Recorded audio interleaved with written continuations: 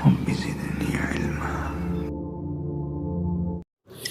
میرے اور آپ کے متعلق میں اور آپ اتنا نہیں جانتے جتنا میرا رب جانتا ہے۔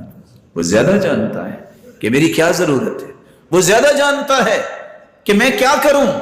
اس کی طرف رہنمائی جس کی اللہ ذو جلال کر دیں، اس سے بڑا نعمتوں والا کوئی نہیں۔ اس لیے عمر رضی اللہ تعالیٰ عنہ فرمایا کرتے تھے جس کو 2 آیتیں سمجھ آ جائیں ساری زندگی کی پریشانی اس کی ختم ہو جائے گی۔ لوگوں نے کہا صرف 2 آیتیں؟ وہ کیسے؟ قَدْ جَعَلَ اللَّهُ لِكُلِّ شَيْءٍ قَدْرًا۔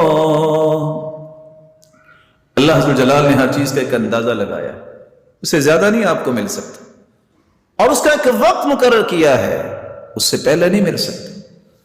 اگر کوئی تمنا کرے کہ جو بچہ بھی کرالنگ کرتا ہے وہ کسی ریس میں حصے دار بن جائے، شریک ہو کہ میں بھی شریک ہونا چاہتا ہوں، ہو سکتا ہے؟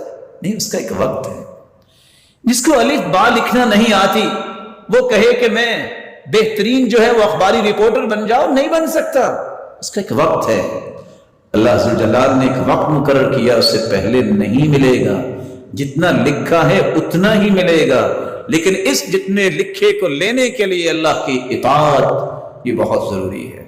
لینے کے لیے تو حرام بھی لے رہے ہیں۔ سیدنا علی نماز کے لیے جانے لگے، ایک غلام سے کہا کہ یہ میرا گھوڑا پکڑو۔ جاتے ہوئے سوچا کہ اس نے میری بات مانی ہے تو میں اسے 2 درہم بطور تحفہ دوں گا۔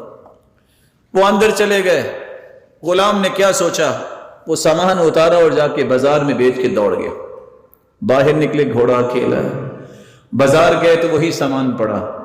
کہتے ہیں کتنے کا دو گے؟ کہا 2 دینار کا۔ خرید لیا۔ کہتے ہیں آپ کو کتنے کا بیچا گیا ہے؟ کہتا ہے 1 درہم کا۔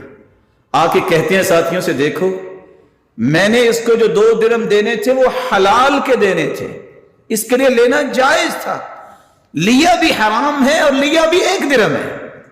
بسا اوقات انسان حرام کی طرف جاتا ہے، اللہ اسے حلال اس سے زیادہ دینا چاہتا ہے۔ من ترک للہ شیئا عوضہ اللہ خیرا من، جو اللہ کے لیے گناہوں کو اور کسی چیز کو چھوڑ دیتا ہے اللہ اس سے اچھا بدلہ عطا کرتے ہیں۔ کس طرح سلیمان علیہ السلام نے گھوڑے ذبح کر دیے، اللہ نے ہوا کا تخت دے دیا۔ وہ ہوا کے تخت پہ بیٹھتے تھے اور کہاں چلے جاتے تھے۔ کس طرح رسول اللہ صلی اللہ علیہ وآلہ وسلم نے جو صحابہ کرام کو بات سمجھائی، کس طرح یوسف علیہ السلام نے مصر کے بادشاہ کی بیوی کی بات نہیں مانی، اللہ نے اسی تخت کا مالک بنا دیا جس کا بہانہ بنا کے وہ گناہ کی طرف مائل کر رہی تھی۔ اللہ عز و جلال سے دعا ہے اللہ تعالی ہمیں ایسا اخلاص اور تقوی اور ایمان نصیب فرمائے۔